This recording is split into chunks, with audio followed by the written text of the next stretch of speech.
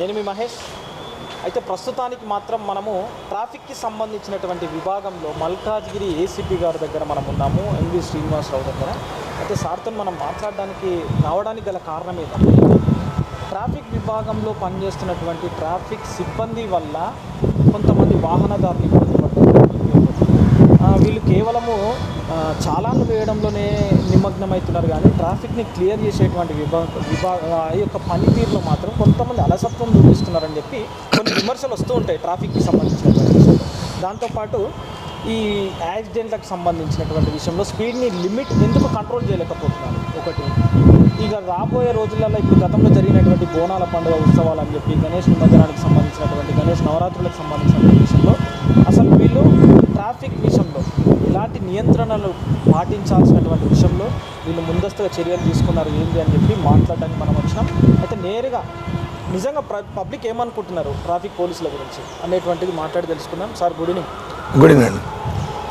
Sir, ఇప్పుడు ఈరోజు అందరి న్యూస్ ద్వారా ప్రజలందరికీ కూడా మీ నుండి తెలుసుకోవాల్సినటువంటి విషయాలు ఏంటంటే ట్రాఫిక్కి సంబంధించినటువంటి విషయంలో ట్రాఫిక్ పోలీసులు చాలాన్లు వేయడంలో చూపినటువంటి శ్రద్ధ ఈ యొక్క ట్రాఫిక్ రద్దీ కాకుండా మాత్రం చూపలేకపోతున్నారు అనేటువంటి ఒక ప్రశ్న ప్రతి ఒక్క వాహనదారుల్లో ఉంది. దీనికి మీరు ఏమని సమాధానిస్తారు?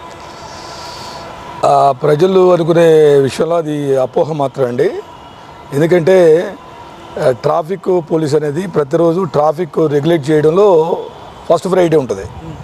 ఫస్ట్ ట్రాఫిక్ రెగ్యులేట్ చేయాలి అంటే ట్రాఫిక్లో ఉన్న మూల సూత్రం ఏంటంటే ఫస్ట్ ఎడ్యుకేట్ చేయాలి, తర్వాత ఇంజనీరింగ్ చేయాలి, తర్వాత ఎన్ఫోర్స్మెంట్ చేయాలి, త్రిబుల్ ఏ. ఆ రకమైన పాలసీతోనే ట్రాఫిక్ పోలీసు సిబ్బంది పనిచేస్తారు.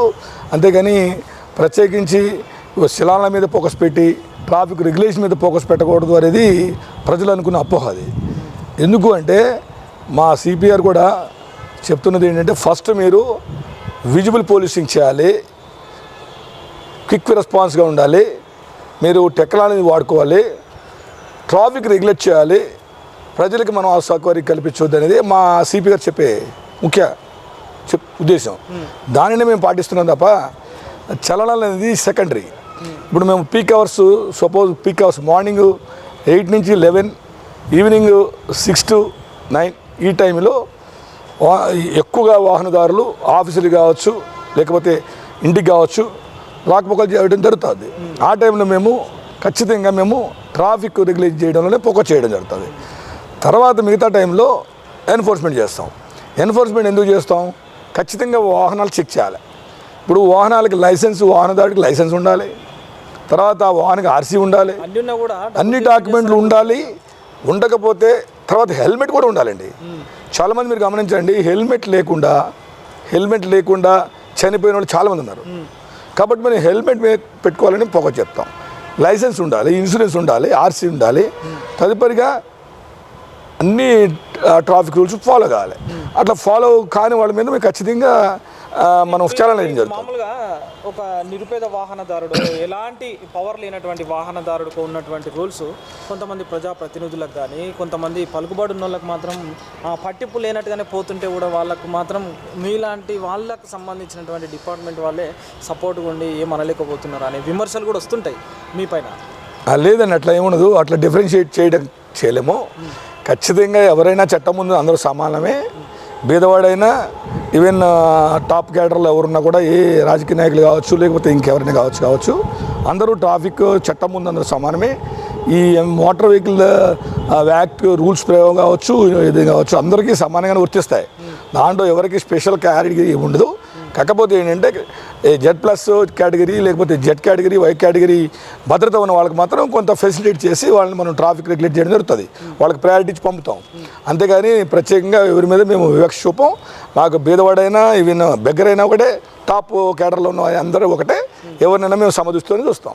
ఇప్పుడు ఈ డ్రంక్ అండ్ డ్రైవ్లకు సంబంధించి టెస్ట్ల విభాగంలో పోలీసులు మీ ట్రాఫిక్కి సంబంధించిన వాళ్ళు డ్రంక్ అండ్ డ్రైవ్ ఏర్పాటు చేసినప్పుడు తాగి వచ్చినటువంటి ఆ వ్యక్తి దగ్గర నుంచి బండిని నేరుగా మీరు తీసుకునేటువంటి ఒక అధికారం మీకుందా? కీస్తో పాటు బండిని సీజ్ చేసేటువంటి అధికారం ఆ ప్రస్తుత సమయంలో పట్టినప్పుడు? అది యాక్చువల్గా డ్రంక్ అండ్ డ్రైవ్ అనేది ప్రతిరోజు చేసే కార్యక్రమం. ఎందుకంటే వీళ్ళు డ్రంక్ అండ్ డ్రైవ్ చేసి యాక్సిడెంట్ చేసి చనిపోయిన సంఘటనలు చాలా ఉన్నాయి. కాబట్టి దాని మీద ఖచ్చితంగా డ్రంక్ అండ్ డ్రైవ్ చేయాల్సిన అవసరం ఉంది. డ్రంక్ అండ్ డ్రైవ్ అనేది ఎట్లా ఉంటుందంటే ఆయన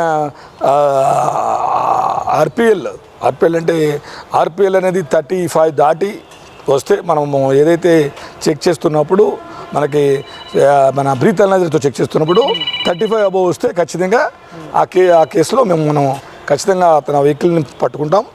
వెహికల్ తీసుకున్న తర్వాత మనం అతని దగ్గర ఏమైనా డాక్యుమెంట్లు కానీ మన ఒరిజినల్ ఆర్సీ కానీ లైసెన్స్ కానీ ఉంటే అతన్ని ఆ లైసెన్స్ తీసుకుని ఆర్సీ తీసుకుని తదుపరి అతనికి సంబంధించిన ఎవరైనా షూరిటీ హోల్డర్ వచ్చి ఆ వెహికల్ మళ్ళీ చాలా తీసుకెళ్ళాలి కదా.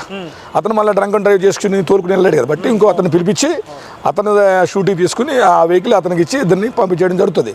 అందుకని మేము వెహికల్ డిటైన్ చేయము. ఎప్పుడు డిటైన్ చేస్తామంటే ఆయన దగ్గర ఏం డాక్యుమెంట్లు లేవు, సపోజ్ ఆర్సీ లేదు, లైసెన్స్ లేదు, ఇన్సూరెన్స్ ఏం లేవు, ఎవరో షూరిటీ వాళ్ళు రావట్లేదు, అప్పుడు ఖచ్చితంగా డిటైన్ చేస్తాం. డిటైన్ చేసిన తర్వాత నెక్స్ట్ డే వచ్చి వాళ్ళు కౌన్సిలింగ్ అటెండ్ అవుతారు. ఆ కౌన్సిలింగ్ అటెండ్ అయిన తర్వాత ఆ డాక్యుమెంట్ తెచ్చుకున్న తర్వాత ఆ డాక్యుమెంట్లు ఎన్ని ఉన్నాయో ఆ లేని వాటికి కూడా ఫైన్ ఇంపోజ్ చేయడం జరుగుతుంది. ఇవన్నిటి కలిపి మనం డ్రంక్ అండ్ డ్రైవ్లో మనం కోర్టులో పోటీ చేస్తే సార్ ఇప్పుడు 11 పోలీస్ స్టేషన్ల లిమిట్స్ మీకు 11 పోలీస్ స్టేషన్ కదా సార్? అవును, మీ పరిధిలో అవును. 11 పోలీస్ స్టేషన్లకు బాస్ అయినటువంటి మీరు ఈ 11 పోలీస్ స్టేషన్ లిమిట్స్లలో అక్రమంగా పార్కింగులు కొన్ని చోట్ల అడ్డగోలుగా పార్కింగ్ చేసి వెళ్తుంటారు. వాటి మీద మీరు ఎలాంటి చర్యలు తీసుకుంటున్నారు? ఎట్లాంటి చర్యలు తీసుకోవాలని మీరు ఇన్స్పెక్టర్లకు ఆదేశాలు ఇచ్చారు? వాస్తవేనండి, అక్రమ పార్కింగ్ చేయడానికి కూడా రీజన్స్ చాలా ఉన్నాయి. ఎందుకంటే మన దగ్గర ఉన్న చిన్న చిన్న రోడ్లలో ఈ కమర్షియల్ కాంప్లెక్స్లు, కమర్షియల్ షాపింగ్ ఉన్నది. ఈ ఎక్కడ కూడా మన ఈ పోలీస్ స్టేషన్ పరిధిలో ఎక్కడ కూడా ఈ కమర్షియల్ కాంప్లెక్స్ ముందు పార్కింగ్ ప్లేస్ అనేది లేదు. లేకపోతే కంపల్సరీగా కొంతమంది ఏంటంటే దాని ముందు ఖచ్చితంగా ఒక లైను లేకపోతే 2 లైన్లు వాళ్ళు కేర్ఫుల్గా పెట్టుకుంటారు. ఒకవేళ మేము కూడా దాన్ని అలౌ చేస్తాం, ఎందుకంటే వాళ్ళకి ఆల్టర్నేటివ్ లేదు. మనం ఆల్టర్నేటివ్ వాళ్ళకి చూపించే పరిస్థితి మన దగ్గర లేదు. అది జిహెచ్ఎంసీ అథారిటీ వాళ్ళు చూపించాలి పార్కింగ్ ప్లేస్. కాబట్టి దానికి ఏం చేస్తామంటే మేము 1 లైన్ 2 లైన్ తర్వాత రిమైనింగ్ ఎవరైనా ఎక్సెస్ పెడితే వాటి మీద మేము ఖచ్చితంగా మా ఈ బ్లూ కోట్స్ కావచ్చు, లేకపోతే మొబైల్ వెహికల్స్ కావచ్చు, లేకపోతే మా ఇన్స్పెక్టర్లు కావచ్చు, ఎస్ఐలు కావచ్చు, వాళ్ళు వెళ్ళి కెమెరాతో క్యాప్చర్ చేసి రాంగ్ పార్కింగ్లో వాళ్ళ మీద ఫైన్ ఇంపోజ్ చేయడం జరుగుతుంది. కొన్ని బార్లకు సంబంధించి కొన్ని వైన్స్లకు సంబంధించినటువంటి విషయంలో వాళ్ళు విచ్చలవిడిగా ప్రధాన రహదారి మెయిన్ రోడ్డుని కూడా ఆక్రమించి సగభాగం వరకు కూడా వాహనాలను నిలిపివేసి వాళ్ళ సెక్యూరిటీ సిబ్బందితోనూ ఏదో గడపడం జరుగుతుంది. అట్లాంటి వాటి విషయంలో మాత్రము నిజంగా ట్రాఫిక్ వాళ్ళు పట్టించుకోవడం లేదు అని చెప్పేసి అంటున్నారు సార్. దీనికి సంబంధించినటువంటి విజువల్స్ కూడా ఇప్పుడు మీరు ఇచ్చినటువంటి సమాధానం ప్రకారం మేము చూపిస్తాం ప్రజలందరికీ కూడా. మీరు అన్న దాంట్లో కొంత వాస్తవం ఉంది.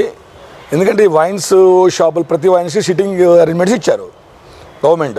ఇచ్చిన తర్వాత వాహనదారుడు ఖచ్చితంగా పార్కింగ్ చేయాలి. వాళ్ళు కూడా పార్కింగ్ ప్లేస్ లేవు కాబట్టి వాళ్ళు కూడా 2 వరుసలు 3 వరుసలు పెట్టారు. చాలా వైన్ షాపుల్లో ఉన్నది వాస్తవం అది. దాని మీద మేము వాళ్ళందరినీ పిలిచి కౌన్సిలింగ్ చేయడం జరుగుతుంది. ఎవరైతే ఇప్పుడు ఈ ఓనర్లు ఉన్నారో ఈ వైన్ షాపుల ఓనర్లు కావచ్చు, ఆ ఓనర్లను పిలిచి మేము కౌన్సిలింగ్ చేయడం జరిగింది.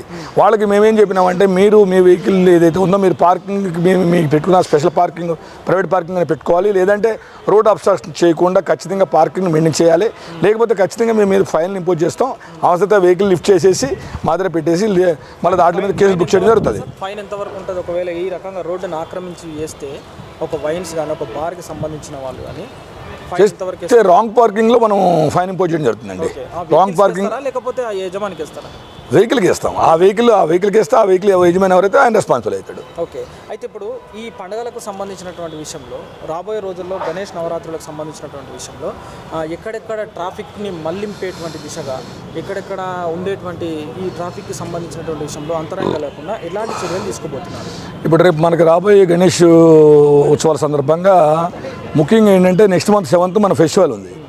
ఆ ఫెస్టివల్ ముందు 2-3 రోజులు మన ఉప్పల్లో ఈ మెట్రో స్టేషన్ దగ్గర విగ్రహాలు ఫస్ట్ సేలింగ్ అవుతూ ఉంటుంది. అక్కడ సుమారు 8,000 to 10,000 విగ్రహాలని సేల్ చేస్తారు వాళ్ళు. ఆ టైంలో ట్రాఫిక్ కూడా చాలా ఎక్కువగా అక్కడ జామ్ అయ్యే అవకాశం ఉంది. కాబట్టి ముందుగా మేము దాని మీద ప్లాన్ వేసుకున్నామండి. అక్కడ స్పెషల్గా కొంతమంది సిబ్బందిని పెట్టి మార్నింగ్ 7 o'clock నుంచి నైట్ 11 or 12 వరకు ఆ విగ్రహాలు తరలించే వరకు కూడా 100% ట్రాఫిక్ రెగ్యులేట్ చేయడం. ఎందుకంటే ఆ రోడ్డు టువర్డ్స్ విజయవాడ తర్వాత అటునుంచి సికింద్రాబాద్ రోడ్డు పోతుంది కాబట్టి ముందు దాని మీద ప్రత్యేక శ్రద్ధ పెట్టినాం. తర్వాత ఏమవుతుందంటే ఆ విగ్రహాలన్నీ ఆల్మోస్ట్ ఇన్స్టాలేషన్ ప్లేస్లోకి వెళ్ళిపోతాయి. మా దగ్గర ఉన్న 11 పోలీస్ స్టేషన్ ఏరియాకి వెళ్ళిపోతాయి.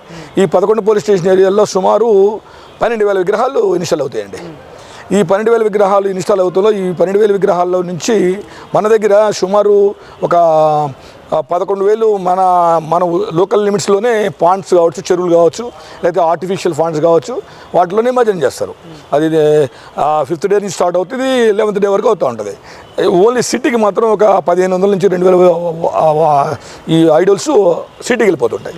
వీటి మీద మేము సమగ్రంగా మా సిపి గారు ఆదేశాల మేరకు మేము సమగ్రంగా ప్లాన్ చేసుకుంటాం. ఇప్పుడు దీంతో పాటుగా మీ ట్రాఫిక్ విభాగంలో పనిచేస్తున్నటువంటి కొంతమంది కానిస్టేబుల్ అని లేకపోతే సిబ్బంది ఎవరో ఒక స్థాయికి సంబంధించినటువంటి వాళ్ళకి మాత్రం కొన్ని బార్ల నుండి హోటళ్ళ నుండి నెల మామూలు ఇస్తారు కాబట్టి వీళ్ళని ఏం అనలేకపోతారు వాళ్ళు పెట్టిన పార్కింగ్లని అని చెప్పి కూడా కొన్ని వార్తలు వినబడుతున్నాయి సార్. అది తప్పండి. ఎందుకంటే ట్రాఫిక్ సిబ్బంది ఎట్లా అంటే ఎవరు చేయరు, చాలా ట్రాన్స్పరెన్సీగా ఉద్యోగం చేస్తున్నారు అందరూ. ఎందుకంటే అటువంటి అవన్నీ నిరాధారణ ఆరోపణలు అవన్నీ ఎవరు కూడా ట్రాఫిక్ కానిస్టేబుల్, హోంగార్డ్ ఆఫీసర్ మొదలుపెట్టి అప్ టు పెద్ద లెవెల్ ఆఫీసర్ వరకు కూడా ఎవరు కూడా ఇటువంటి ఇంటెలిజెన్స్ చేయరు. ఇటువంటి పరిస్థితులు లేవు, అవి వాస్తవం కాదు.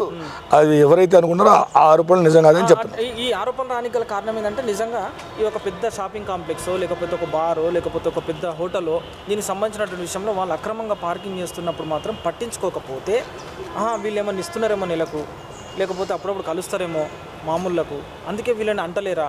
చిన్న గుడి దగ్గరనో లేకపోతే ఏదో తోపుడు బండి దగ్గరనో మాత్రం అక్కడ బండి పెట్టంగానే క్షణాల్లో తీసేయమని చెప్పేసి అంటుంటారు అక్కడికి వచ్చినటువంటి పోలీస్ సిబ్బంది. అట్లా ఏం కాదు. ఈ చిన్న ఆరోపణ ఇది ఏమైపోతుందంటే ఫ్రెండ్లీ పోలీసింగ్కి మచ్చ తెచ్చేటువంటి రకంగా తయారవుతుంది. యాక్చువల్గా ఫ్రెండ్లీ పోలీసింగ్ ఉందండి. ఫ్రెండ్లీ పోలీసింగ్ అనేది విక్టిమ్స్కే ఫ్రెండ్లీ పోలీసింగ్ ఉంటుంది కాబట్టి ముద్దాలకి ఫ్రెండ్లీ పోలీసింగ్ ఉండదు. నేరస్తులు ఎప్పుడైనా నేరస్తుల పోలీసు చూస్తారు, విక్టిమ్ సైడ్ మాత్రం ఫ్రెండ్లీ పోలీసింగ్ చూయమంటారు. సీఎం గారు కూడా అదే చెప్తారు, మా సిపి గారు కూడా అదే చెప్పారు. దాన్ని మేము ఫాలో చేస్తాం. ఇప్పుడు ఇక్కడ మనం చిన్న వాళ్ళు తోపుడు బండ్లు కావచ్చు, లేకపోతే చిన్న పెట్టుకున్న బడ్డీ కొట్ల వాళ్ళు కావచ్చు, లేకపోతే చిన్న హోటల్ వాళ్ళు కావచ్చు, వాళ్ళు కూడా ఏంటంటే అటు రోడ్డు మీద కొంచెం రోడ్డుకి పార్కింగ్ తర్వాత ఫుట్పాత్ వేలో కానీ లేకపోతే రోడ్డు మధ్యలో కానీ అక్కడే పెడతా ఉంటారు. వాళ్ళకి మేము రెగ్యులర్గా చెప్తూ ఉంటాం, వాళ్ళని కూడా గైడ్ చేస్తూ ఉంటాం, కౌన్సిలింగ్ చేస్తూ ఉంటాం.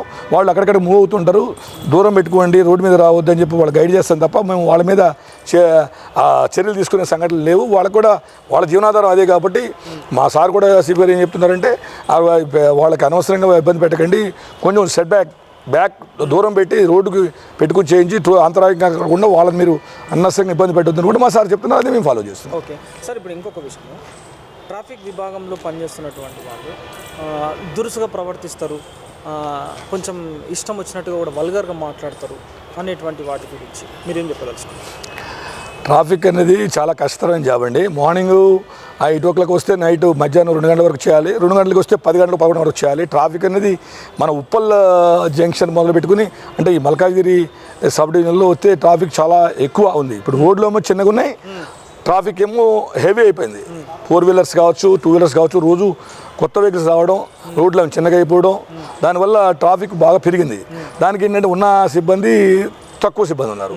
అంటే ఇప్పుడు మన తక్కువ సిబ్బందితో మనం ట్రాఫిక్ అన్ని పాయింట్స్ కవర్ చేస్తూ ఈ ట్రాఫిక్ వారి సోదరులకు మనము ప్రాపర్ రెగ్యులేషన్ చేయాలి, వాళ్ళకి మనం ఫెసిలిటీ చేయాలి, అది మన బాధ్యత.